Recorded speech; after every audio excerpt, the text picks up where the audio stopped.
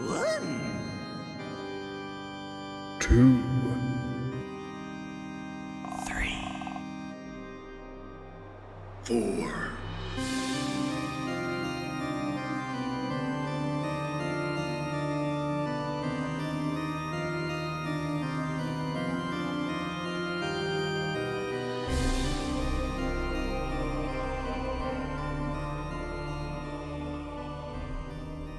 Hey, welcome to a special episode of the Hills Have Nerds. This is our second special episode of this month. First, depends on when we release. This might be first, might be second. I don't know. This will be a surprise to you and me.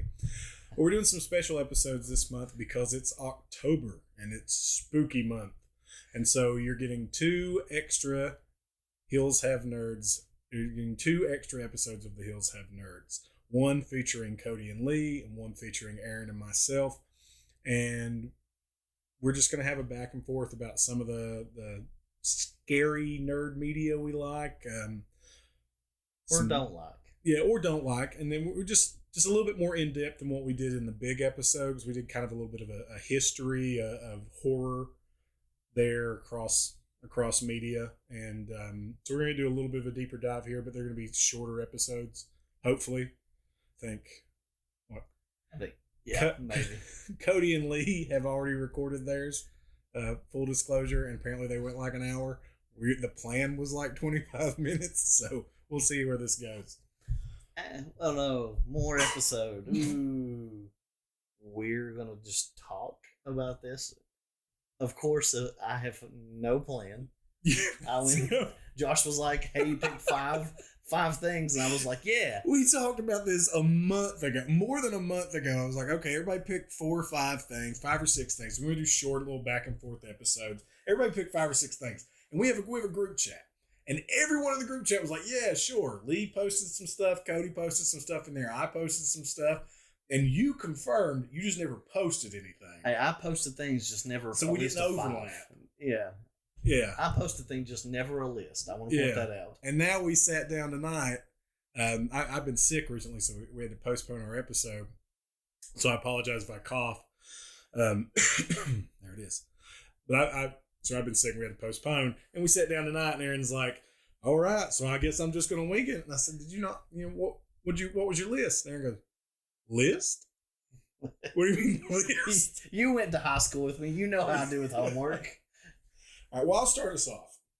And I want to talk about like the type of horror I like. Okay. And then I have my little list of specific things we get into, but the type of horror I like. So the type of horror I like is not the over the top, like gross out horror. Now I'm a fan of like the old films, like the old trauma films, Toxic Avenger and that stuff. But that's just from because I was a kid and enjoyed that. Right, that was in there kind of gross, and that stuff was gross too. Like, I mean, what in Toxic Avenger they back over the kid's head with the car and it explodes and they push him in the thing, like it's nuts. But it's very overdone, But the horror I like now, what I like in my spooky, is kind of the slow burn, paranormal. There's something roiling beneath the surface. I love the shots in horror movies where it doesn't tell you where to focus. Like an unknown horror. Yeah, kind of. I mean, like I really like the Babadook. Have you watched the Babadook? Oh, the Babadook's so good. And there's so many scenes in that. And then what was the one? Not Panzerwalkie, or you know what I'm talking about? Mm-mm. Skitterjack or something like that. I have to look at it as we go through. I'm trying to remember what the name of that movie was, but it was essentially like most of the movie was just a still shot of the corner of a room, and it never told you like where to look. Like you never really got focused on where to look. It never like drew your eye to action. It was just, if you see it, it's creepy. You know what I mean? Yeah. Like that kind of like you catch the stuff out of the corner of your eye. And then The Haunting of Hill House did that really well. The Netflix series did that really, really well. And we talked about that in the main episode. But The Haunting of Hill House did that really well. That kind of you'll blink and you'll miss it creep in the background or spook going on.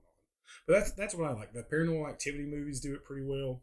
I'm not big on gore. I just nowadays I'm really not, and it's got to have a purpose. And again, we talked about that in the main episode. But like gore has to have a purpose, and some stuff is just so egregious.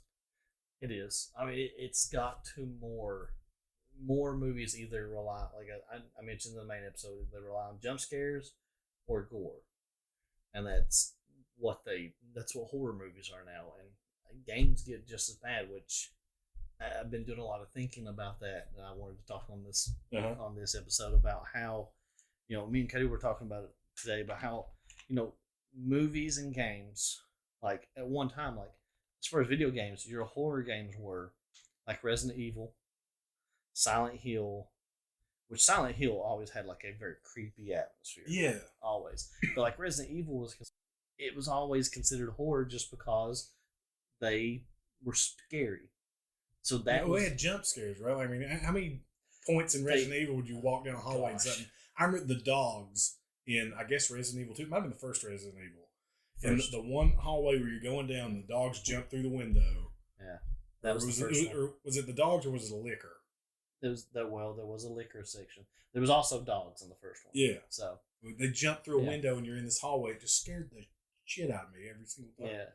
Yeah, there was a lot of jump scares, but that was like Resident Evil 1. I don't know if you played the remake for the GameCube. No. They did horror fantastic. It was a creepy atmosphere. You would just every now and then you'd hear a zombie roaming around and you'd be like, where is this? Because they had fixed cameras. So as you go through the hallways, and you couldn't see the zombies sometime until it was up on you. Fantastic horror.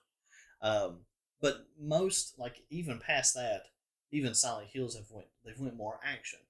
Until I feel like I don't know if you know what PT, the playable trailer for Silent Hill, came out on the PS4.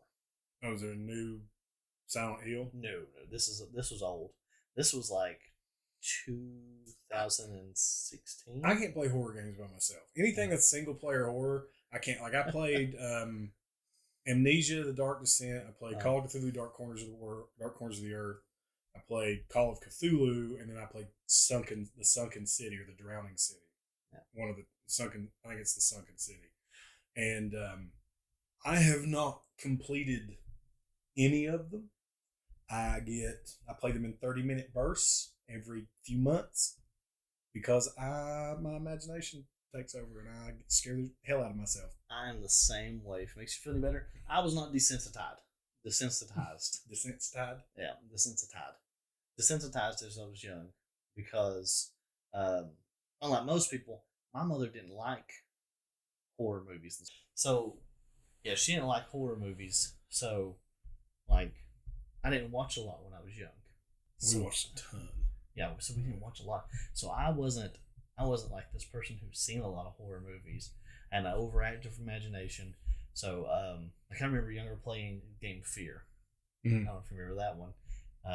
The first game, that's another one. Like the first game was super spooky when it first started out, and then as the games went, they got more action based. Mm-hmm. But at the first part, there's a part where you're walking through this asylum, and a paint can knocks over, and I just unloaded that paint can because it spooked the crap out of me.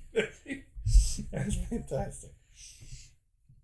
So I feel like so what kind of horror do you like? Like what do you, if you're going to sit down, if you could watch your favorite, like any movie, like if you had the perfect horror movie for you to sit down and watch or read, or book to read or game to play, what would it be like? Oh gosh, see, I like spooky things. I like scaring the crap out of myself. I love it. Even though I regret it later, when if I'm alone, and then the first thing I'm thinking, oh god, this eldritch horror is I'm starting to hear creaks around the house, and I'm like, well, the darkness gets a little bit darker, the shadows get a little bit deeper. Or I'll never forget about, and I don't know where it came from. That night I had the dream about the thing with the pale face. The long fingers was at my door, and I had my side lamp. The lamp was on my bed was turned on, and it kept going, turn the And I was like, no. I kept telling No, that's what you want, you pale-faced bitch. Yeah. You'd love me to do that, wouldn't you? And I just kept telling it, no.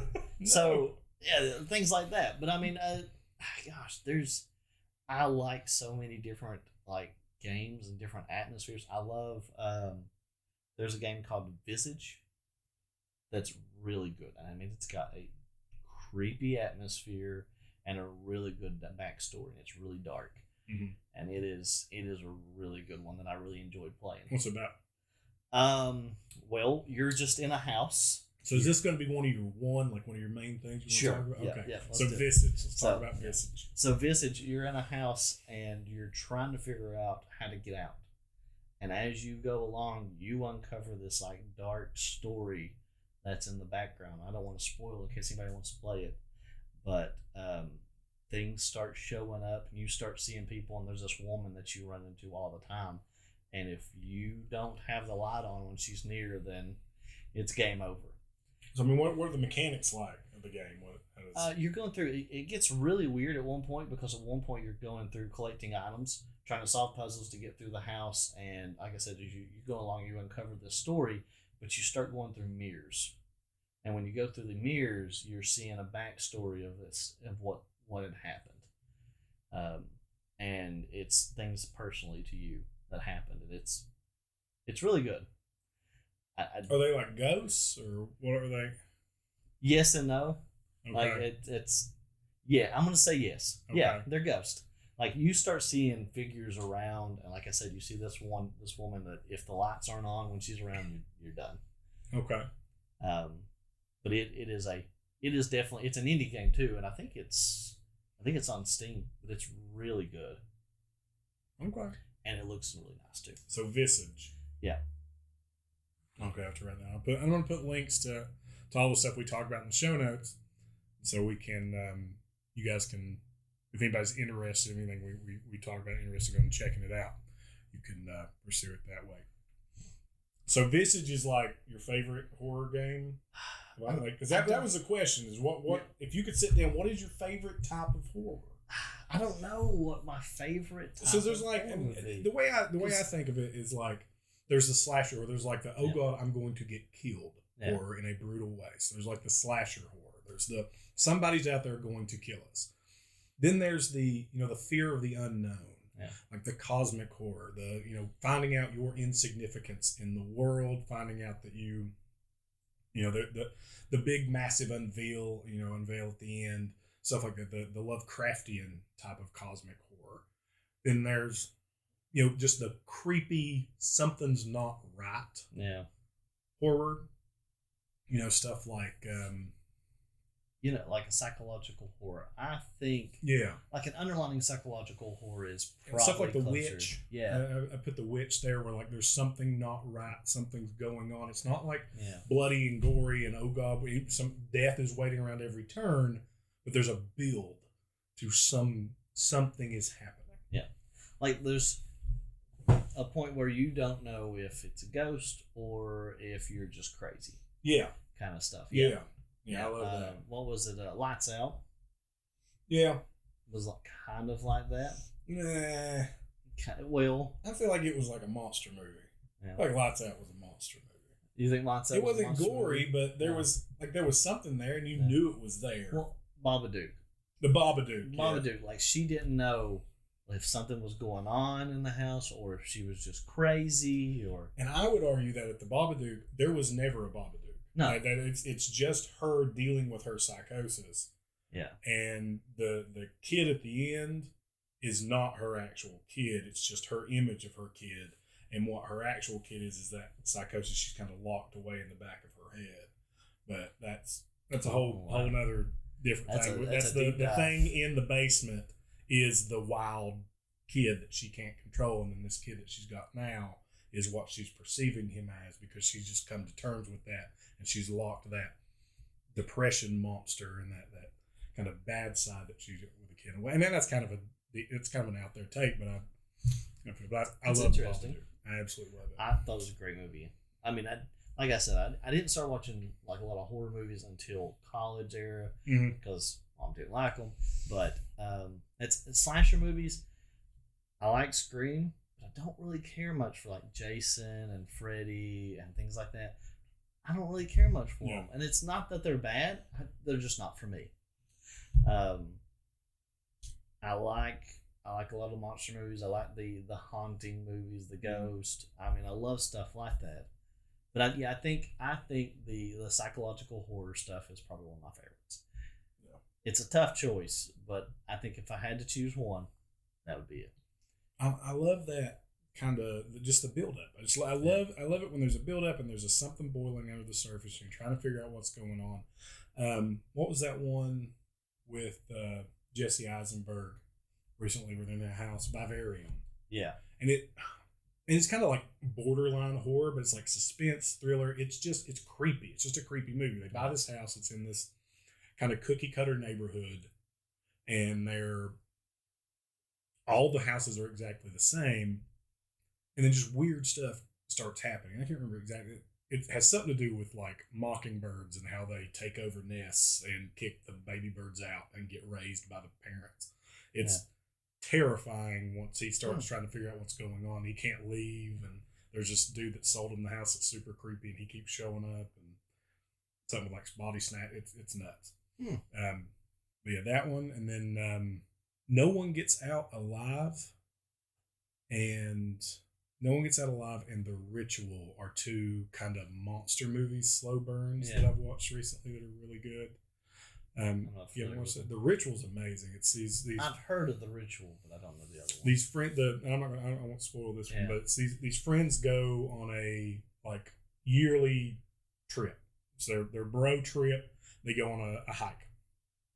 Well, one of the friends got killed in like a robbery gone wrong, and so they're taking his last request. They go on this hike, or they've been planning to do this hike and they hadn't taken it. I think that's what it was. They've been planning to do it and they never did. And he ended up dying. And so one of his last wishes is they take his ashes and go on this hike and spread his ashes. And so they go up on this hike, and it's like in the Scandinavian mountains or some stuff. You might have talked about this on the big episode. Did I? I think so. This sounds familiar. I know I've definitely talked about it, but I don't think I talked about it on the big episode. Okay. But I apologize if I did. You can hear the story twice. People out there in listener land. It's been over a month since we recorded that episode, so I don't remember. It's been quite a while. No, so they go up there, and one of the dudes ends up hurting himself. And they decide, well, we're going to take a different path back. This is like a 3-day hike to go back the way they came. They can take a shorter path to get back to the town. And obviously, we're going to take a different path than the way we came up here. So weird, creepy things happen. And it's just what you think you're going to get from it and what ends up happening is just so wildly different. It's really, really good. And then No One Gets Out Alive is the exact same thing. It builds like it is just a cookie cutter.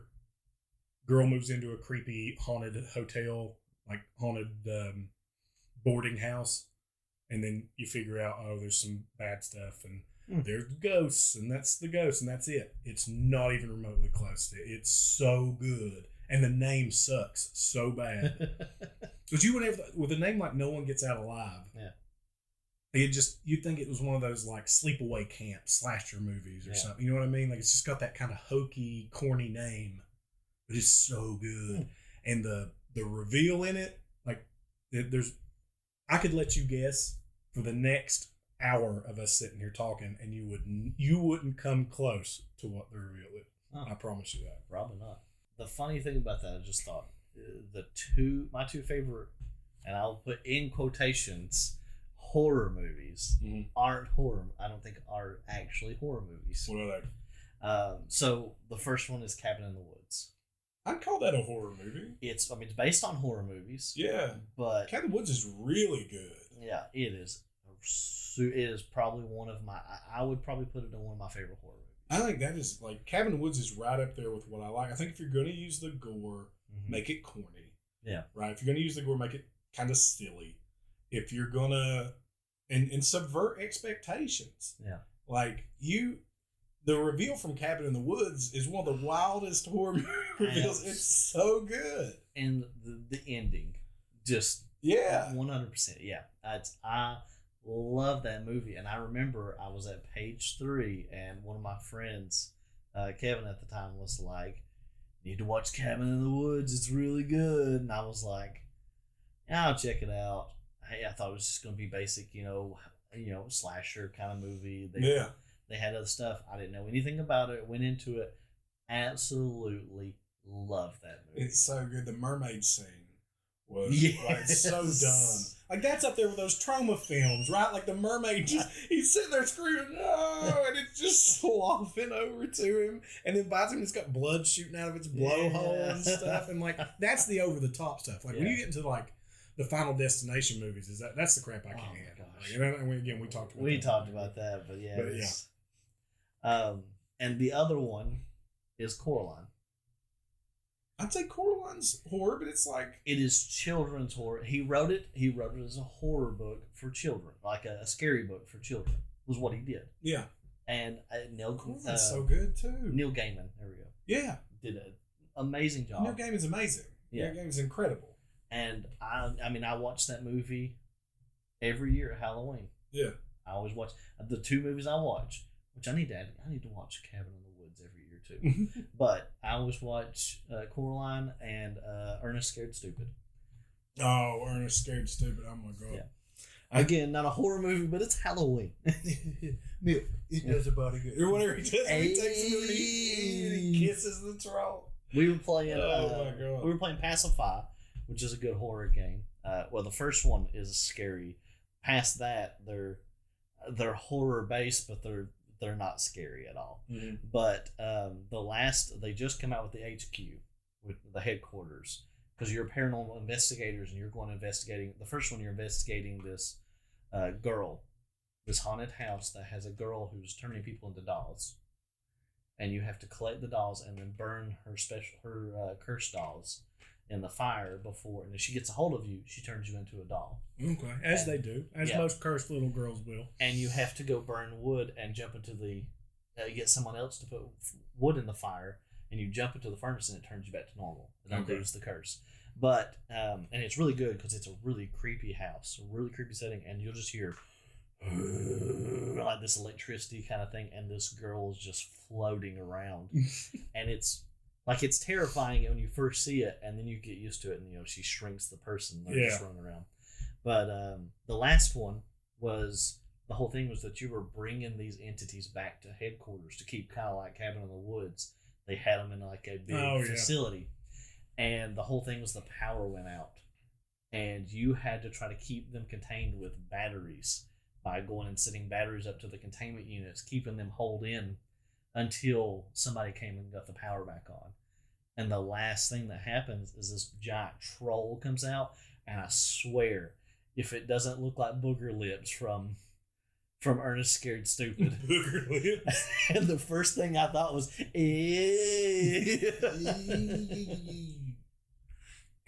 that man was a living legend. Rest in power, Jim Varney. Absolutely. Rest in power, bro. Sweet Prince. Know what I mean, Vern? Know what I mean, Vern. All started from... Your watch has ended, Ernest. Another movie, we're off track of what I wanted this episode to be. So, another movie about that kind of capturing the paranormal. I don't know why I expected anything else with I don't know why I expect anything, honestly. I set my expectations low, and they still are not met. You wanted 5 things, and I've already named 3. We've went over more than that. I don't even think I've named one of mine yet. 13 Ghosts.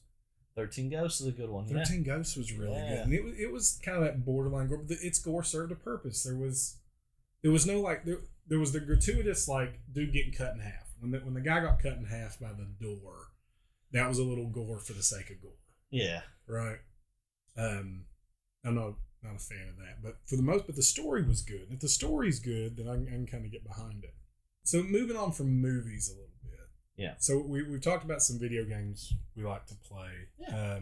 So what do you have a particular like scary video game that you like the best? I know we play Phasmophobia a lot. We play Phasmophobia a lot, and that game, that is probably the most desensitizing game.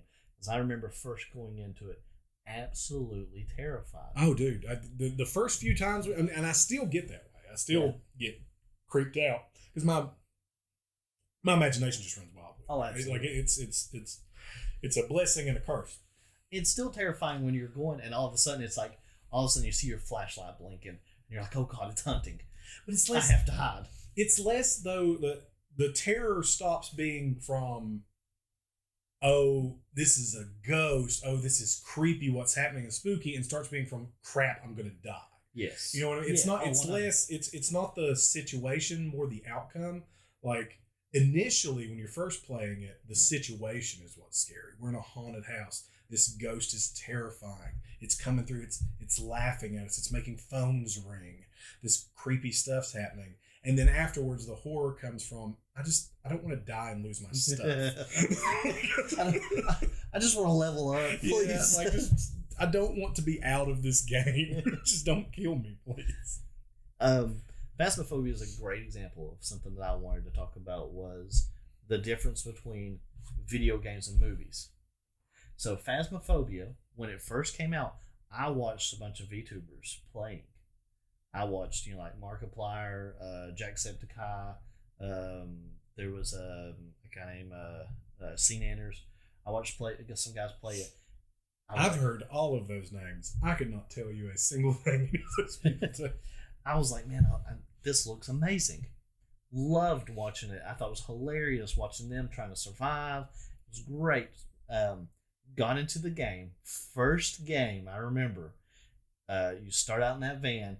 You go into the house, and it just goes quiet. And you just hear that low hum.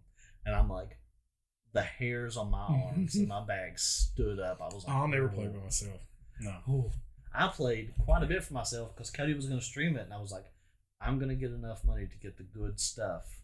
Yeah. To get all the stuff. This is before they had like the tiers. I was like, I'm going to get all the stuff so that when we play, we'll have everything on stream. Mm-hmm. So I played several, and there was one I remember particularly. I walked into the house, and as soon as I walked in, a shadow popped up right in front of me. I left the house. I was like, well, I'm going to guess this time.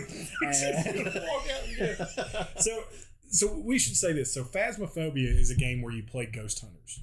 It's a ghost hunting simulator. Yeah. Where you're trying to guess, depending on the evidence that is provided by the ghost, you're trying to guess what the ghost is. Yeah, so you're going through, there's different locations, and you can go as a team or solo, and you bring different things. And the ghost will interact. Like, you go into the house, and you look for evidence. So either, like, the ghost could leave fingerprints via UV light. You could talk to it on a spirit box. It could write in, like, this journal. You could use an EMF reader to measure the spirit or spiritual activity. You could get ghost orbs on a camera. It could walk through these dots projectors, and there's different types of evidence you can pick up. And there's three pieces of evidence that you have to find for each ghost, and that identifies what type of ghost it is. Yeah. So if we got a ghost that, I don't know, we got spirit box, EMF 5, and this is just off the top of my head the one I can remember, and like ghost writing, then that is a spirit. And there's like spirits, wraiths, demons, revenants, hantus, Yuris. Yeah, all these, and then 40 million different types of ghosts. And there's like a journal that tells you, and each of them interact differently with people. There used to be 12 ghosts, and I think now there's probably closer to 25 different ghosts that it can be. Yeah, it's really good. But they do a really good job of, one, the ghost AI is really good for the most part. Sometimes the answer's spirit box, and the damn thing won't talk to you no matter what you do. Or UV, and or it never touches anything. It's a germaphobe. We're dealing with Howie Mandel's ghost. You see, every now and then you have a few bugs, but it's really good, and it's creepy. It is, and it's rewarding to get the ghost, and the ghost can haunt. So like when you're in the house for so long, or hunt, that's what it is. Yeah. So when you're in the house for so long, eventually the paranormal activity keeps spiking up, and so these ghost events can happen. It can show itself, and it's singing. It can break, the light bulbs in the room. It can shut the power off. It can do a bunch of throw stuff around. And then if you are exposed to it enough, it can then hunt. Yeah, it's supposed to be it's getting angry. Yeah, it's getting angry that you're in there hollering at it. And if you talk, if you use the in-game, there's an in-game voice system. Yeah. If you use the in-game voice system, it can find you. Which I think we should use more often. No, we shouldn't. I think we should. No, that's far too brave for me, Sir Robin. We used to, and I miss it. No. You get real quiet when that ghost comes around. You're like... I like using Discord where the ghost can't tell what's going on. The ghost can move through. It has access to an axis of movement. We don't. Like, I'm not dealing with it. We got to have some kind of up on. But yeah, so it can hunt, and if it finds you, it kills you. And then you are a ghost. And you can't do anything. You can't affect the hunt. You actually can't even see the items you bring in anymore. No. But you can just run around, and you can at least see where the ghost is. Used to, you literally couldn't do anything. You could just walk around, and that's it. Now you can actually pick up items and throw. It was something he added in just to please people. You can just throw stuff around, but it doesn't really affect anything with anything really. You can just pick mundane items up, like the or the pictures laying around, or the beer bottles, or the plates, or shoes, things like that. Yeah, fantastic. I absolutely love the game. Still love playing it. We're finally getting into better tier. They've upgraded to now you have tier items. You have levels. You start out with crappy stuff and you get a little bit better and a little bit better up to 3 tiers. And we're finally starting to get into some better stuff. So speaking of ghost hunting, since we're already talking about phasmophobia, and I was going to say this for later, but this is time for talking about this stuff. We used to, and I don't know if you ever went with us. I did not. We used to actually go ghost hunting. Yeah. Like legit the physical act of going to a haunted place, hopefully not getting arrested for trespassing or what we thought was a haunted place, and then, running around hollering Helen Thomas. That's a phasmophobia joke for you guys out there. Run around, seeing what we can do. And we had like voice recorders. We would take 2 different types of cameras. We'd take a film camera and a digital camera and a video recorder and all that. And between you and me, ghosts are not real. None of this stuff is real. And I'm sorry, and I know Pat from episode 2, our GM would probably get mad at me for saying that. I know his wife probably would, right? Yeah. Pam would probably get really Pam mad. swears that there was a ghost in her house. Okay. Well, I mean, I believe that she believes that. I'm not going to get in trying to say she's wrong or whatever. But me, Josh says you're crazy, Pam. I don't. Please don't. And I'm going to talk about this Thursday. But for me, we've been to graveyards. We went to a place that was called Frozen Creek, and it was in Breathitt, Kentucky. And it was, excuse me, and it was supposedly this boarding school that there was a cloud burst. It was coming down a pouring rain, and they thought there was going to be a tornado, and they got these kids all into this basement with this little board. And there actually was a school there. Yeah, 100% of the school. We went and walked the school grounds. Yeah. And the creepy story is, back in the day, there were tornado warnings, and so they gathered all the children in the basement of the amphitheater of this little gymnasium, and instead of a tornado happening, a cloudburst happened, and so water just began to rain down on the mountains. And because Frozen Creek is in a valley, all the water rushed in, and they were flooded out within like minutes. Started getting flooded out. Things started washing in, and it was just a flash flood in Frozen Creek, and nobody could get out of the basement before, and it killed, I don't know, a dozen kids or something. That's the story of Frozen Creek. Well, we used to go up there constantly. We went to Point Pleasant, West Virginia, of Mothman fame. We stayed in the Lowe Motel, which I want to suggest anyone who wants to go to Point Pleasant, West Virginia, to hunt the Mothman. Isn't that where your wedding's at? No. Oh, my bad. No. No, my wedding is in Hazard, Kentucky. Everybody's invited. Come on. It's already going to have happened by the time this comes out, so tough shit. We loved having you there. Thank you. But no, the Lowe Motel in Point Pleasant, West Virginia, is this like turn of the century hotel. It still has cast iron skeleton keys for the doors. Oh, wow. Like all these different ghost hunting shows come and do specials there. They got signs up all over the place. The friendly ghosts of the Lowe Motel. It's terrifying. It's the only place that we've ever done our ghost hunting stuff, and I've ever gotten a sliver of anything that I could remotely call evidence of the afterlife. He said he's doing air quotes. I am. I'm doing I'm doing them hard. Yeah. Now I get terrified. Okay, I get terrified in these situations. I do not believe ghosts are real. Josh does. I played Phasmophobia with him. He cowers in the van most of the time. I'm a pansy. I'm a pansy when it comes to this stuff. So the night it was me, one of our friends, Chris, who's going to be in my wedding, another one of our friends, and another one of our friends' wives. And we went to the Lowe Motel and we stayed there. And so it was that evening and they gave us, we got the okay to walk around, take pictures and use the voice recorder and stuff as the witching hour approached. Mm-hmm. And so we decided to do that. And we were staying in a room that... So when's the witching hour? Is that 6 p.m.? I'm calling midnight the witching hour. Oh, okay. I thought witching hour was supposed to be like 3 a.m. I think it's like 3 a.m. But how does that work with time zones? Like, are ghosts aware of time zones? Well, yeah. It's your local time zone. It's your local witching hour. Yeah, your local witching hour. But how does that work with, like, daylight savings time? And not, like... Well, until next year when they abolish daylight savings time, ghosts still follow that, so... Okay. Fair enough. That's what always struck me. People are like, oh no, it's 3 a.m. on the clock. Yeah, but it's like 5 p.m. in Tokyo. I 100% believe 3 a.m. is the witching hour. Oh.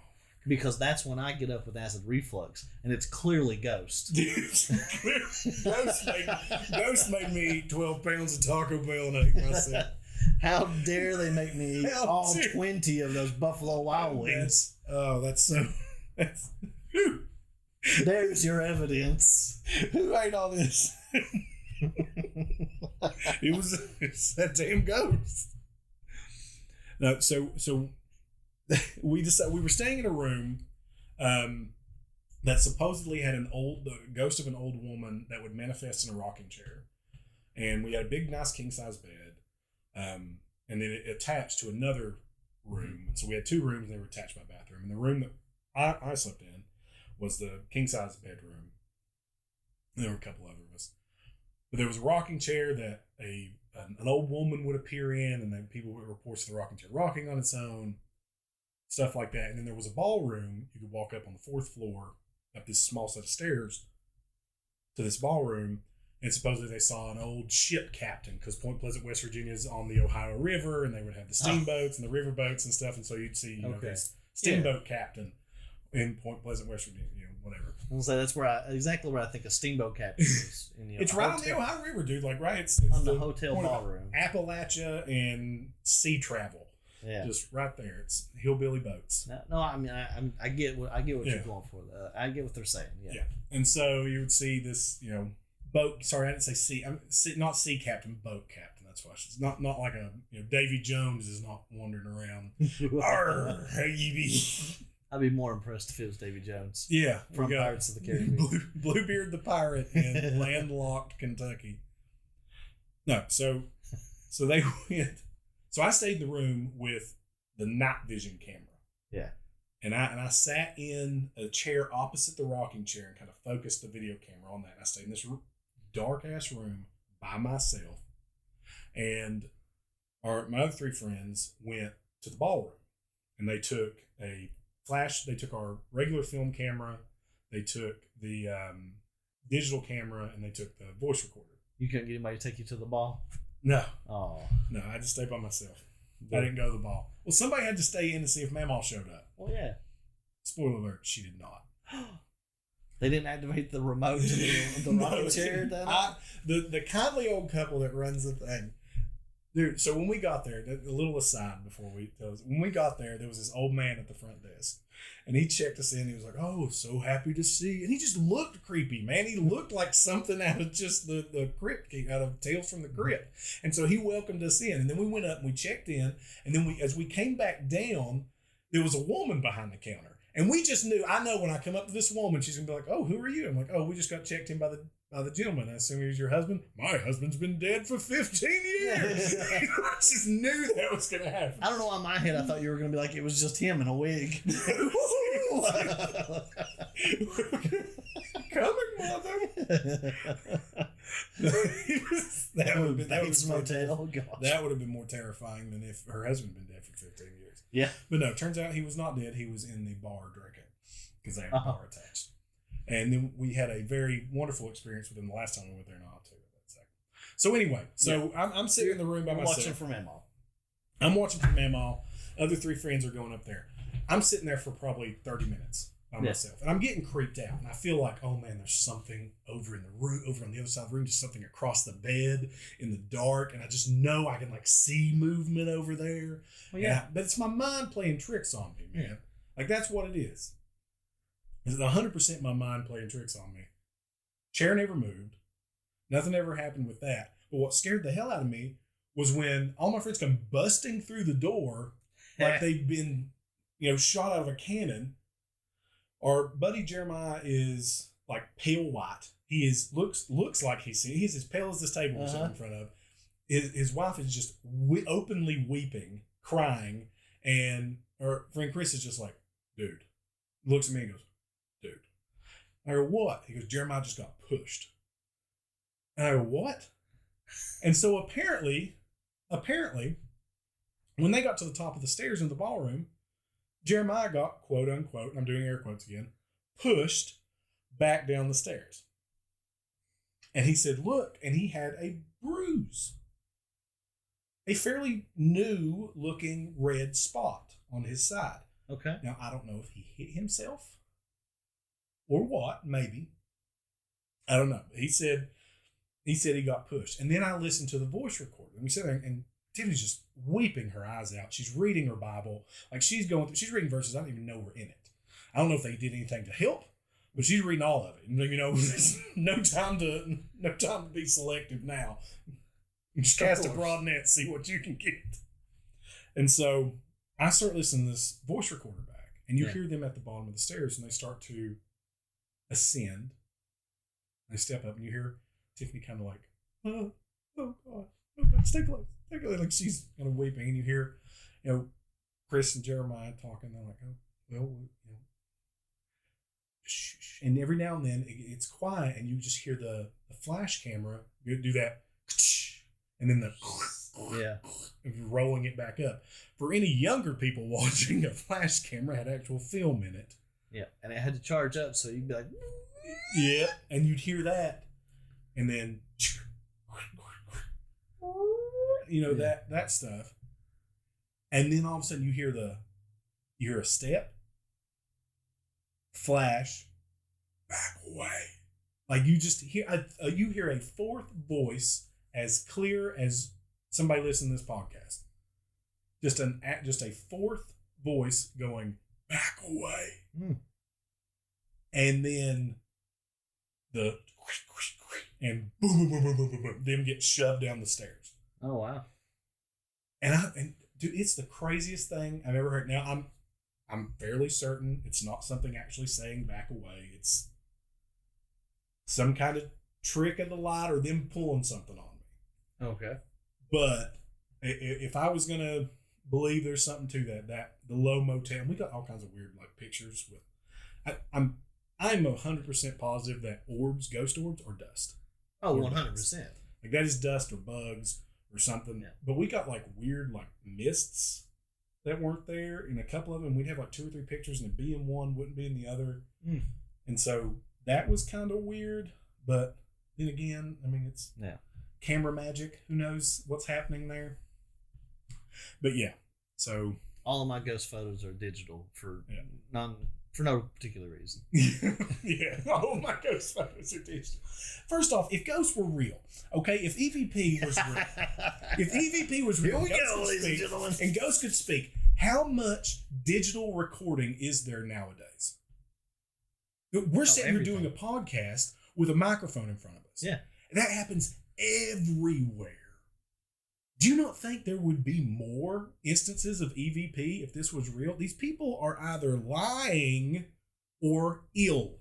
Like that is the option. Yeah, Pam. No. I shouldn't do this. So I will. It's fun to be scared. I will not say that there's no such thing as a ghost. I will say I have never had an encounter or any evidence of ghosts. I will not that's say what I should say. That's what I should say. There's my stance on it. I'm a skeptic because I have not, as of yet, received enough tangible evidence to allay my doubts. You know, that's what I'll say. Did I talk about the BuzzFeed on the big podcast? What, BuzzFeed Unsolved? Yeah. I love BuzzFeed Unsolved. Yeah. I don't think we talked about it, no. So, I had never seen it before. It was when me and Brittany first started dating. Really? Yeah. You never? Oh my God. The two guys. Dude, we're going to go an hour. 26 minutes. And we can talk about one of my things. Yeah. The Asian guy and the white guy there. I don't know their names. Ryan and Shane. Ryan and Shane. All right. Yeah. So they go into the ghost house every time.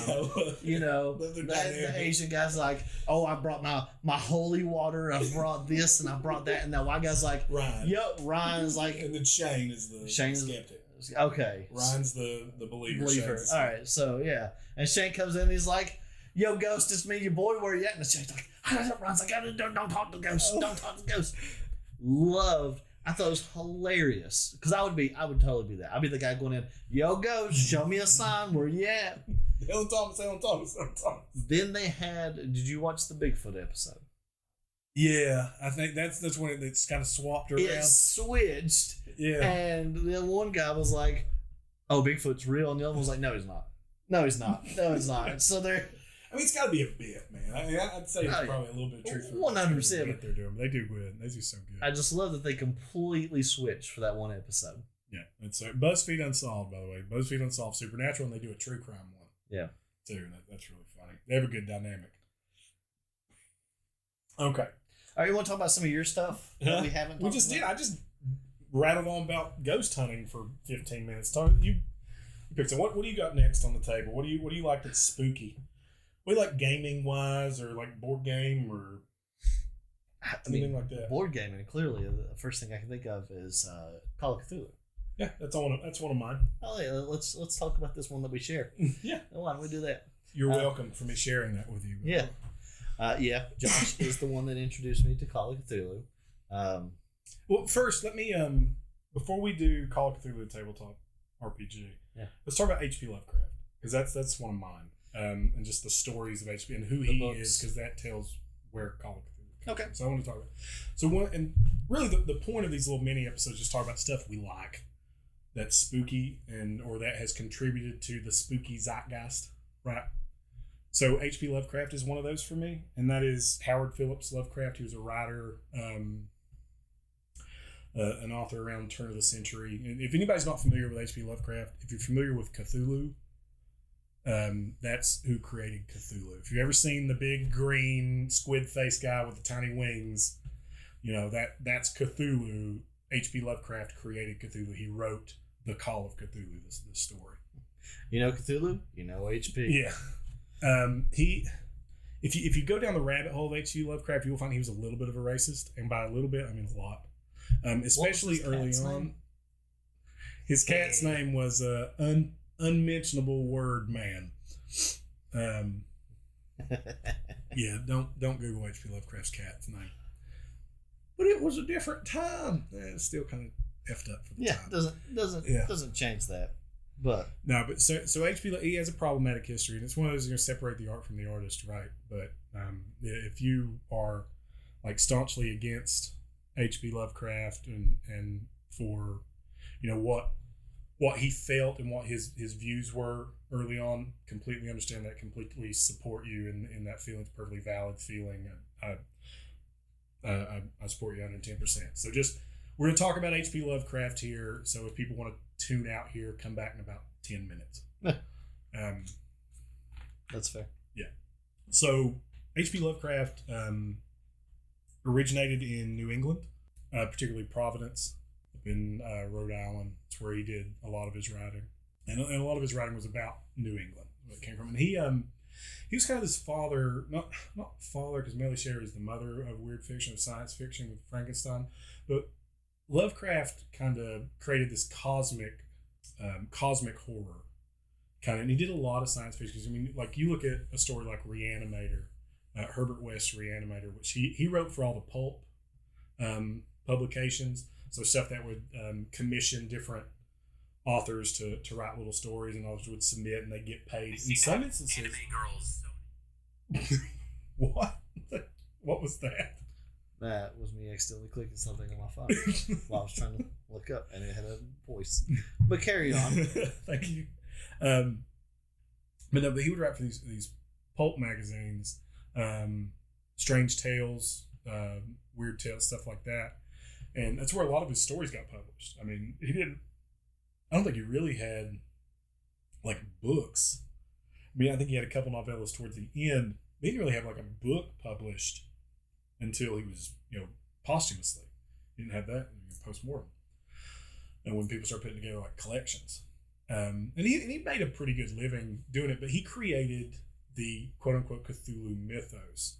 And so you have this kind of pantheon of gods that he created, and they were less like a true pantheon when he was writing them, but more just like, here's some creepy names of some evil from beyond the stars, where we get that that cosmic horror stuff, where man kind of slowly pulling at the fringes of reality until you pull the whole tapestry down and uncover the horrible truth behind it. The Whisper in Darkness is a good example of that. The Dunwich Horror, Cats of Ulthar, Dream Quest of Unknown Kadath, the Statement of Randall Carter, stuff like that. Just this where there's something deep and dark and hiding underneath. It's not just a monster that's straight up in your face constantly. Man has to figure that out. And so that's what he wrote. And so he would write for these pulp magazines, and sometimes would get paid like by the word even. Wow. For some of these things. And he did a lot of ghostwriting too. Like he wrote what is it? The Shadow Out of Time. Like Ghost wrote that. That might have been one of his. I think it was The Shadow Out of Time with and I can't remember her name. But he was contemporaries with Frank Belknap Long, Robert Bloch. Robert Howard. Maybe they did Conan. I'm drawing a blank, and I told Lee the other day who did Conan, because they wrote a ton of stuff back and forth. But anyway, H.P. Lovecraft is a huge driver of the type of horror that I enjoy, and then those stories. About the creator of Conan, it's Robert E. Howard. Robert E. Howard, who died tragically young. By the way, he took his own life. Yeah, he and Lovecraft were right back and forth. But anyway, that's H.P. Lovecraft. So take him or leave him for what he was. The guy was insane. He was influential in the world of horror. Oh, 100%. And as far as insane, he believed nothing he wrote. Like he was not like sitting up at night going, "Oh, there's these horrible dark things in the world, and I'm pushing back the gates of sanity to see the darkness and the truth beyond." He would just write notes like Azathoth, terrible name. We'll put that somewhere, and then he'd write that out to his contemporaries. Oh yeah, I mean he's a writer. Yeah, and he was a just prolific letter writer too, man. I bet he wrote 110,000 letters of his life. And died of syphilis, unfortunately, or fortunately, depending upon what you think of the views. Is what it is, but Lovecraft's influence in pop culture and stuff can't really be denied. Cthulhu alone, he could have been a better person. Yeah, 100%. But Cthulhu alone has made such an impact on pop culture. Oh my God, yeah. That's when you think of Lovecraft anymore, it's pretty much Cthulhu. Everything's got that obligatory Cthulhu expansion. Yeah. Yeah. Every game has to include some type of Cthulhu or some type of old god. And Josh owns them. Yeah, most of them. I do. I own a lot of it. I own just about every anthology that's been produced. So the Cthulhu tabletop. Yeah, so Call of Cthulhu, the tabletop RPG. And we talked about this in episode 2. I'm going to let Aaron talk for a little bit because I've talked for a long time. It's underneath Pathfinder. Something about fantasy role playing still holds a place. It's probably my next favorite role playing system by far.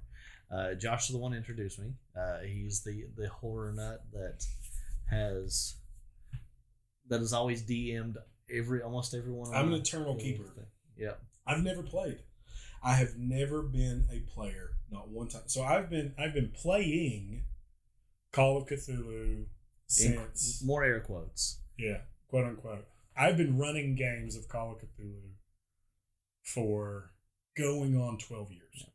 We're using a lot of visual air quotes in this podcast. Yeah. So going on 12 years, I've been running games of Call of Cthulhu. I have never, not one time, been a player at a game of Call of Cthulhu. Ever. You still won't. I get to run 10 candles. 10 candles. Elizabeth told me she's going to run one, but we'll see. Yeah. So the cool thing about Call of Cthulhu Tabletop that I really enjoy, and that some people don't understand, they still get the idea of a fantasy role play of I'm in this fantasy world where I get to fight things. Yeah, and that's not what it's about. It's about survival. You're this person, and you are trying to survive an eldritch horror. For the most part. Though, for the most part, I guess some type of horror. Yeah. And just like the movies, and like a good horror movie, you can't really fight the horror. Yeah. That's not how it works. You're not gonna fist fight Jason Voorhees. Yeah, I'm not gonna. Yeah, I'm not gonna go slashing at the ghost and expect to win. We throw in a little Cthulhu. Hey, Haster, I didn't hear no bell. But it is still one of my favorite, and I've always loved the horror aspect you always give to you always play out the music, things like that. I love just like some of the small things that you add to the Thank you. things, and it's become one of my favorite RPGs. It is, and I'd like to do an episode on just horror gaming, like horror tabletop gaming. We mentioned a little bit here, but it's very much you get from it what you put into it. And this is something we talked about in our tabletop RPG episode. But a game like Dungeons and Dragons, where you're sitting down, usually you may use a grid board, and it's crunchy, right? You're rolling dice, you're putting numbers together, you're doing damage, you're doing that. It's a lot combat focused, a lot level up, and it doesn't have to be, but for the most part, that's what it is. Call of Cthulhu, though, is that investigative role play thing, and you get out of it what you put into it. If you can get into that mindset of I'm in a creepy place, I'm alone, I'm trying to figure this out. Danger lurks around every corner. I am, trying to uncover the mystery before the mystery uncovers me. Yeah. Right. If you can get yourself into that, that's why I like playing music. That's why I like turning the lights down, kind of, amplifying that and just letting everybody know, hey, it's spooky time. Let's get spooky. I really love it, man. And I've had so many great players over the years. And that's, one of the reasons why I love being a keeper is I get to make up these stories, or, I get to play with amazing stories that other people have written, to set you guys into. But it's just, I get to make these stories and watch my friends figure it out, and then I get to know, like, depending on how easily you figure it out, did I make a good puzzle? Yeah. If you figure it out too easy, then no, I didn't. It's super easy. If you don't figure it out, no, I made too hard of a puzzle. When you round all the edges of your puzzle, that was good. Like it was supposed to be solved by rounding edges. I was like, it's okay. Well, when you put a puzzle together, I'm going to throw this out there. When you put the puzzle together, they have edges, and you can these match. They can go together. That was all round pieces. So there was a puzzle. So I actually do handouts in my games when I can, and so we did this a scenario that I wrote called the corridor, and it's essentially the players find themselves waking up in this long corridor with 6 doors, 3 on either side of them, and in each door is a puzzle, like a challenge to unfurl, and it gets creepier and creepier as they go through. One's a pool of blood, one's a room with fire, one they have to dismantle corpses. One's a room filled with dolls. They have to play hide and seek with the doll. The two I remember was Hangman and the puzzle, and the one where I had to dive in the water that I couldn't see. Yeah, and then there was Hangman. They had to play Hangman with one of their actual people. Now, so one of them was a puzzle, that Aaron came to an altar and he found these pieces there. And when he got to the altar, the door to the room shut and fire began to like enclose. And I gave him 5 minutes real time and an actual puzzle to put together. Puzzle in quotations. And then the edges of the puzzle were rounded, but the image would fit together. So it's just, you just get and there was only like 15 pieces to the puzzle. It wasn't like it was they were all rounded. And then there were just lines. It wasn't even necessarily a good image. It was roughly drawn lines. Image. It was incredible. It was a rough drawn image of a dark outer god. I demand you go dig that puzzle up and take a picture of it to put on our. I will find it. It's at I think I've lost a piece to it. Oh, that's so sad. But I will dig it up. I will take a picture of it and put it on our. And every single person on Facebook. If it's completed, they'll be like, "Oh, that's easy." Yeah. But if you laid that in front of them, I bet they couldn't do it in 5 minutes. You did it in 5 minutes. No, I did help you. You helped. I did not do that in 5 minutes. He survived. They all survived. They got through. We did. I won't tell the twist to the corridor in case I decide to submit that to Drive Through RPG or something one day. And then the last one we did, Brittany didn't survive. The continuation. No, because she dove into the monster's mouth. I can't fix that. Like I can't. Like as a keeper, I pull my punches every now and then. You can't when they throw themselves in there. You can't. And then at some point, I have to. Like there has to be consequences for actions. Like I'm not a sadistic DM. I will pull punches to the point where my scenarios can sometimes just be like not threatening enough. Debatable. Huh? Go ahead. I'm not a sadistic DM. Debatable. But when you dive into the open mouth of the monster, which is what she did, like literally Elizabeth was pulling her out and she dove into the open mouth of the monster. When you do that, you're going to get eat. I hate to tell you, when you get eat, you're going to get eat. That's just how that works. But the monster ate and it went away. So, good job, Brittany. I'm sure you're going to listen to this episode. Oh, yeah. You are amazing. I love every character you make. I'm starting to put things in there to see if she listens to the episode. Yeah, if she listens. I know when she listens to the episode now. So. Okay. We are at an hour. We are. Which, whatever. We're fine. We'll talk until we want to stop. That's what I say. You got anything else? Any other things you like? I skimmed over Coraline, but it's a good movie. But there is one more. There's another game. Yeah. And I haven't played this game. Okay. It is something I've watched somebody else play. Okay.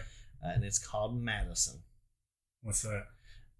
It is a very photorealistic game and a horror game where you are trapped in. Yeah, look this up. Yeah. Madison. Madison. Capital MAD, lowercase I, capital SON. For. Yeah. Madison? Yeah, Madison. Is that a... Oh, I thought that was because it's capital MAD, lowercase I, SON, and this little picture is I guess that's somebody holding a because a Polaroid picture, right? That's what that is. Yeah. Well, I saw iSun, and I thought that was an iPad. I thought that was an iPad, and I'm like, is this a scary game about iPads? So you're playing a young teenager in a house that's clearly haunted, and the main mechanic is you have a camera, and there's like points in the game where it's pitch black and your only light is the flash of the camera, and it's like a Polaroid camera. He'll take a picture and it'll pull the camera photo out and shake it. Sometimes you can see like hidden messages on the walls if you take pictures, things like that. It's really good, but at one point something starts following you around. And like I know, is that what follows you around? That shark man? Not necessarily, no. Okay. But I know at one point, like he's going through a hallway, and there's like it's a darker hallway, and there's a light in the back, and they turn around, and you just see it kind of like it's super big. It's really tall. That's not the hallway, but yeah, it's really tall, and you just see it kind of like peering a little bit over, and when you turn around, it scoots back away from the. No, F And all of that. It's man. like it gets. Fuck every bit of that. I saw I'm that sorry. and I got chills. There's my one. There's my one. I got F all of chills. that. I was like, oh, it is such a cool, and like you're like the one that's a black room, and your light is the camera flash, Dude, no. And no, at no, one no. point, he turned around and took a picture, and you just seen that thing like real quick, like a flash of it, and it was like game over. Dude, that happened in Point Pleasant to us. When we went to Point Pleasant, so the TNT areas where the Mothman was supposedly sighted first. There's a bunch of other stories. I'm just going to say this real quick. So you go out to the TNT area. It's this military blasting site, or where they stored explosives or something like that. And there are these big cement igloos, and they're huge, and they have giant steel doors on them, and they're overgrown, and they don't use them anymore. Yeah. They're out of commission. But supposedly this is where Mothman was first seen. Oh. And you go and you can walk. You have to park on the side of the road, walk down a like wooded path, and then there are 3 little trails to each of these little igloos in a line that you can get to, but you have to like duck under and go through and stuff like that. I have a story about one of the wooded igloos actually. Okay. I forgot about it. Again, why I think Point Pleasant might actually be haunted. If hauntings exist, they don't.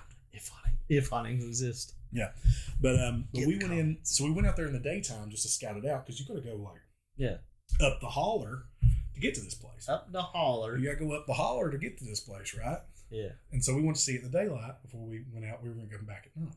Would you say it's up a smidge of the holler? Or? No, it's at the head. It's at the head of the holler. Why? But he's up past Mama's house. Oh wow. Yeah.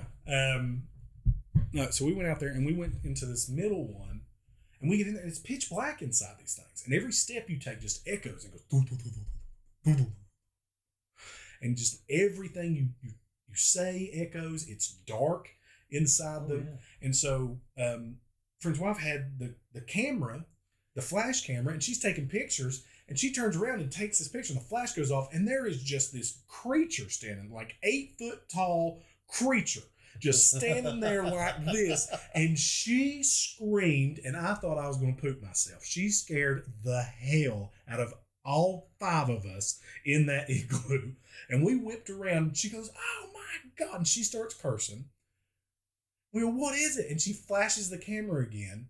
She goes, "Look at this." Flashes the camera, and it is a like spray painted Mothman on the side of the wall that scared the hell out of every single one of us. Big red eyes and all of that. It'd terrify me without Dude, doubt. And it would just be like took the light, and there it was. Oh my God. It's still there. We took the kids last spring, and it was still there. They have a statue of the Mothman in their town. Anybody that's not aware of Point Pleasant, West Virginia. The Mothman is a giant bipedal moth creature that showed itself before calamities. It was supposedly a bringer of bad omens, or a bad omen in itself. Which is real. Point Pleasant, West Virginia saw. Ghosts aren't, but Mothman's 100% real. Yeah, now Mothman's real, right? Yeah. Ghosts, that's dumb. That's smoke and mirrors. That's light. That's like satellites. Yeah. That's how that works. That's all satellites and mirrors. 5G. The 5G. 5G. The ghosts are 5G. 5G causing ghosts. Yeah. Well, let's talk. Let's ask Fauci about ghosts. Jesus. Okay. Yeah. So that was terrifying. And then as another aside, I forgot to tell about Point Pleasant, West Virginia. And these are the 2 most frightening moments of my life that involve the paranormal have happened in Point Pleasant, West Virginia. So this one, we went back at night, and I was going into. I've never told this like public. I've told it to a bunch of people, but this is going down like recorded. Okay, cool. So good Lord, we're an hour and 10 minutes. Our full length episode is an hour and a half. Yeah, so we'll go what we need to go. As long as people are enjoying listening. They didn't really enjoy the cartoons episodes. Go back and listen to the cartoons episode. We need more listens. No, so we went back at night, and so the way it works is you park on the side of the road. You have to step over this guardrail and walk down this path for about a quarter mile. After you get down a quarter mile, there's like a lake on your left, or like a little pond on your left. And then on your right, you'll come to one path. And then you go on down a little bit, there's another path. On down a little bit, there's another path. The second path, and at the end of each of those paths are one of the igloos. The second path is where the quote unquote the Mothman's been sighted at the second igloo. And Point Pleasant, West Virginia is supposedly built on Indian burial grounds. So, of course it is. Yeah, which, you know what? The United States is built on Indian burial grounds. Like, it's just, the United States is one giant Indian burial ground. So, I mean, if ever a country had a reason to be haunted by vengeful spirits, United States has it. We got it in space. Well, that and like China for disrespecting the family. Yeah. What? What? Yeah, if you bring dishonor to your family, you're gonna get haunted by your ancestors. In China? Yeah. Oh yeah. That's how that works. So China and the U.S. because do Chinese people tend to bring dishonor to their family? I don't know. That's what I hear. Is that what? No firsthand experience, but I don't know where you're going with this. I don't know what we're doing here. We're borderline racist right now. Like we're getting. Anyway, so let me tell you about this path. Travis, you may need to do something with that last few minutes. So I went down this path, and we decided somebody needed to go into one of the igloos by themselves with the voice recorder. You know, because ghosts respond when you're alone. Anybody that's played Phasmophobia knows that. yeah. Did it say that in the van? we weren't in a van. We had my HHR, my blue Chevy HHR. Did it say that in the HHR whiteboard? It did. There was no whiteboard. So I went in and started yelling hell on Thomas. No, so to get to the igloos, you have to duck your head and like go under brush and get to these things, and it's like a minute walk from the other path. Okay. So 4 friends stayed on the path. I went into the igloo because because no one else would. Tiffany would, because we'd already been pushed down the stairs by the ghost. It's bad when you're the bravest. Yeah. Oh, it's real bad when I'm the bravest. We're screwed. They would have left me. If something happened to them out there, I'd still be the Mothman's. I would be bride of Mothman. It's what I would be. He'd be my Mothman. So I went into the igloo by myself, and they stayed out with all their stuff. I went in and just started asking questions. I went in with my flashlight, looked around, turned my flashlight off, started asking questions. You know, is there anything here that would like to speak to me? Come here in peace. I mean you no harm. We just want to understand you better. Can you speak into the light? Show me a sign. Stuff like that. How old are you? And I look at, and there's just a sliver of moonlight breaking through this big steel door that's kind of coming through this brush cover, and just a sliver of moonlight's peeking through, and I can look through and I can see a little bit of the path, and something silently ducked its head and ran from one side of that path across it into the brush, and it was probably 3 or 4 foot tall. Oh wow. And it ducked and it broke the moonlight. That's the thing. That's what really got me, is it broke the moon. You know, when you pass by light, it breaks the light. Yeah. It broke that moonlight in the door, ducked its head and ran by, and it looked bipedal, and it ducked, and I panicked more than I have ever panicked in my life, to the point that I'm still a little ashamed of myself. I said every curse word I've ever known. I ran like a terrified animal back down that path to everybody. I was cursing every breath. I was covered in cold sweat. And I was like, "Did you effing see it? Did you see it?" No, I don't know what you're talking about. And it's all on recording. Like, it was awful. It audio was terrifying. Yeah, it's all on audio recording. Not you video. just hear me go, "Is there anything here that would like to speak to me? You please speak into the light. We mean you no harm." You know, stuff like that. And then you hear me silent for a second. And then, oh, mother, you not just cursing, sprinting out there. I don't know why you ran away. It was clearly a leprechaun. I think it was a deer, is what I think it was. But it scared the hell out of me, and it might as well have just been an eldritch abomination from beyond the stars ready to take my soul. That's also an option. It's a possibility. I think it is a slim possibility, but it is still a possibility. I think it was a deer, though. The leprechaun. I want to know where the gold at. Where the gold at? Give me the gold. I want the gold. Must be some crackhead. For any of you that don't know what that is, go back to 1999. Oh, that was like 2000. It's early 2000s. Yeah, it's like 2002, 2003. I think it's like turn of the millennium. Yeah. All right. Anything else we want to talk about? I'm good. I've said my 5. You got yours. We were at 1 hour and 17 minutes. I think Cody and Lee ended up going that long. Yours are supposed to be like 30 minutes, and I apologize for how long they are, but we just sit and talk and we enjoy it. That's the point. Don't apologize. Yeah. So that's it for our little dive into the types of horror we like and Josh's ghost enjoy. I just want to throw in some honorable mentions here that I had listed down. I'm not going to talk about them too much. And what I really wanted to talk about was Scary Stories to Tell in the Dark. Did you read those books? No, I read Ghostbumps. Goosebumps. Goosebumps is amazing. R.L. Stein is a visionary. I read the off-brand Ghostboomps. Ghostboomps. Yeah. Ghostboomps. I watched Are You Afraid of the Dark? That's the name of this episode now. Ghostboomps? Yeah. It's the mini show with Josh and Aaron. Ghostboomps. Ghostboomps.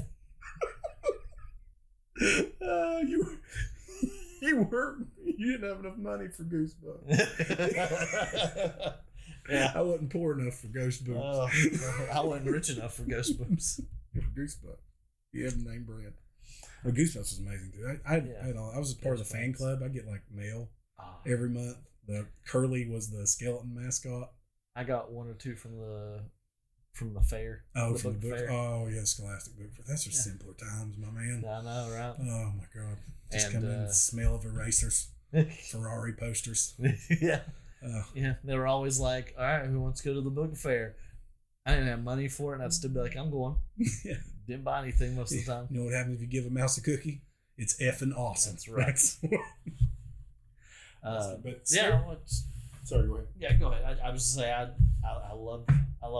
preferred watching the episodes. I always watch the episodes. Dude, that Goosebumps theme song for Goosebumps. Dun dun dun dun dun. Dun, dun, dun, dun, dun. Yeah. Dun, dun, dun, dun, dun. That dog with like the snake eyes that would come up. Yeah. They've got a new series. Oh yeah, they do. It's got some actually like decent people in it, right? Yeah, it's like there's a big name who's actually doing it, who's actually directing it and everything, and I could not tell you off the top of my head. Oh my God, I just saw the trailer for that and could not remember. But wait, it's slowly coming back to my memory. Oh yeah, you slowly remembering it with your phone in your hand. Oh no, I looked up Goosebumps. Ghostboomps. You get Ghostboomps from Wish. Get your Ghostboomps. Who is this? Monster Bread. That's one of the books from Ghostboomps. Night of the Living Duvet. Night of the Living Duvet? Yeah. Welcome to Horrorland. Who are these people? What are you looking at? The new Ghostbumps. Justin Long. Ghostbumps. Goosebumps. Ghostbumps. I think I say it wrong every time. Justin Long is the Justin Long is going to be in Goosebumps. Yeah. Oh my God, Ghostbumps. Oh God. I said it wrong once. I stuck with the bit, and then now I can never say it right.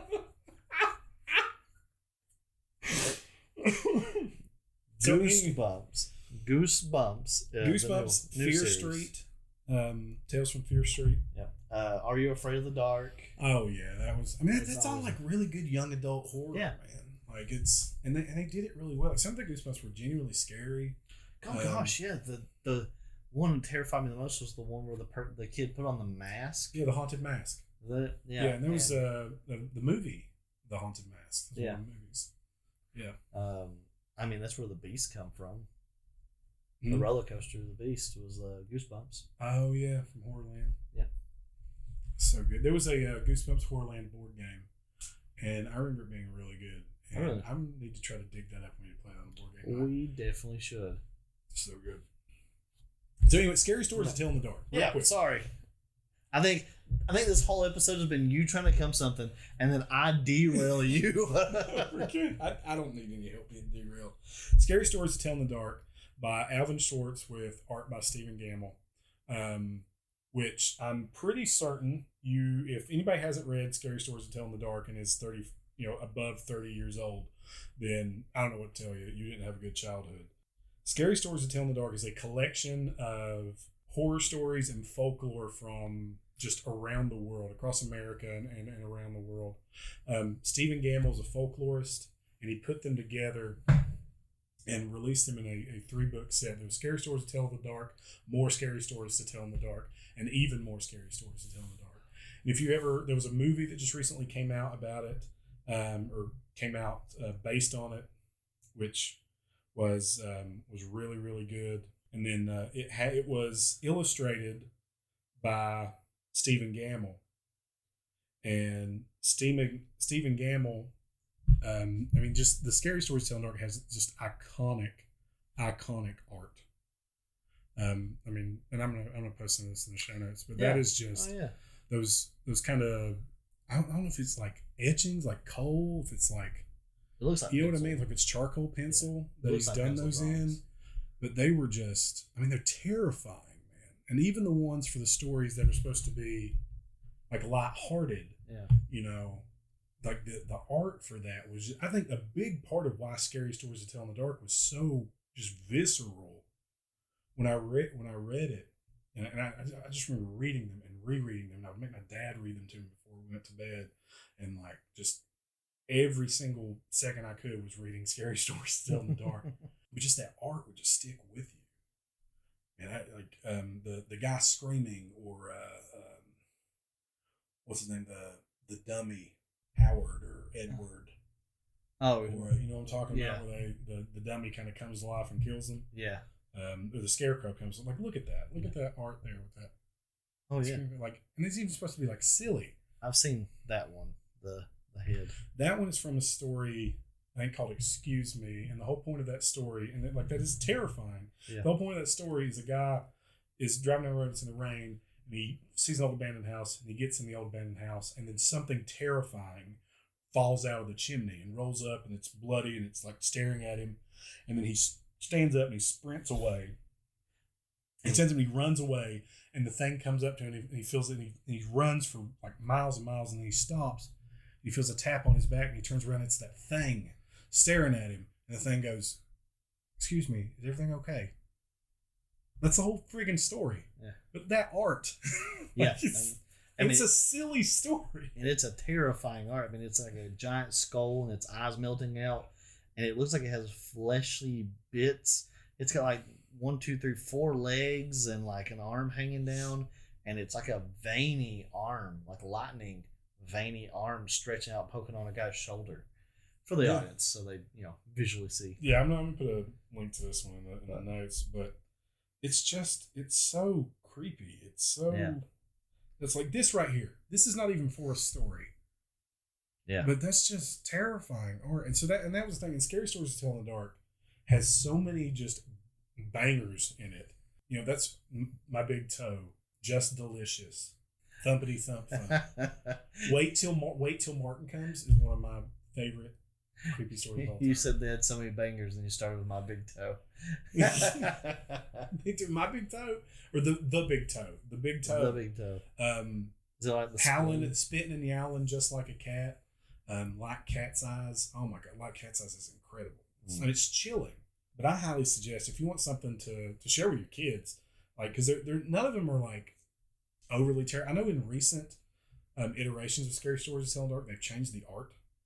And it's no longer Stephen Gamble's art, which is just an absolute shame. It is.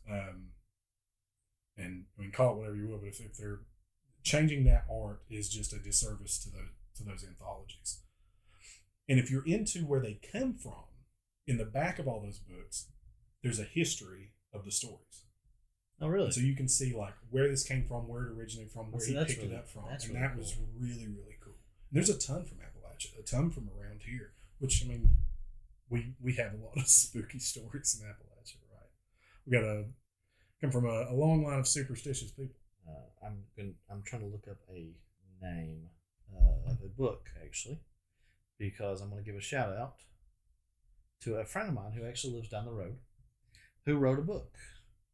Okay, what is it? And I'm trying to get the book name. He's trying to find it. Can't be too close, friend. I know. I want to say it's called The Hanging Tree. What's the friend's name? His name is Kenny Harris. Right. Author Kenny Harris, who wrote. Well, I don't know if he goes. I don't know if he does an author of his name. I'm gonna say one more thing that I really liked. That's horror adjacent is Young Frankenstein. We talked about movies, but the Mel Brooks Young Frankenstein, absolutely incredible, classic. Everybody should watch it. It's amazing. Watch it at least twice a year. It's called The Perfect Tree. Okay, so this is The Perfect Tree by Kenny Harris. Uh-huh. What's it about? So, I haven't read it. I'm going to be honest. Don't judge me. Get wrecked, Kenny. Sorry, Kenny. I'm sorry. I sold quite a few of them at page 3. Is it a book or is it like a graphic novel? It is a book. Okay. Do they still have it at page? Because I'd love to read it. I don't know if they still have them or not, but it was the number 1 seller on Amazon for a short bit. Oh, wow. Yeah. And it's actually a horror story. It's an old story, a folk story we used to tell that he said his mother used to tell him about this holler here. Okay. Actually. So that is that's local. It's topical. Yeah. And it's a buddy. Like that's ticking all 3 of the boxes that we need for Hills Have Nerds. So that is absolutely The Perfect Tree by Kenny Harris. And so you have no idea what the premise of the book is about?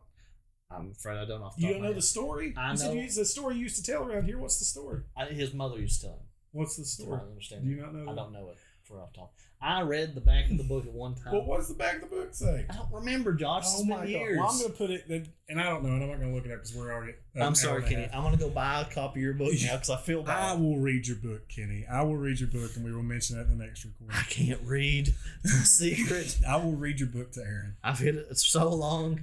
Come out with an audio book, and then I'll listen to it. All right. So we are 9 seconds away from hitting an hour and a half. Yep. And so we are going to cut off there. We have went way longer than I thought we were going to. But we appreciate everybody who's listened to us. We are like just approaching like 300 total listens, maybe a little bit. Or we're in 3 countries. Our Australian listenership is going up. So thank you guys. We love you very much. We love you. Thank you. We really appreciate all the outpouring of support that we've gotten from doing this. We now have a Facebook page. Yeah. So you can find us on Facebook. On Facebook. On Facebook, you can search up. You can find us and Ghostboomps. Ghostboomps. I can't even say it wrong. You can find us and Ghostboomps on Pacebark.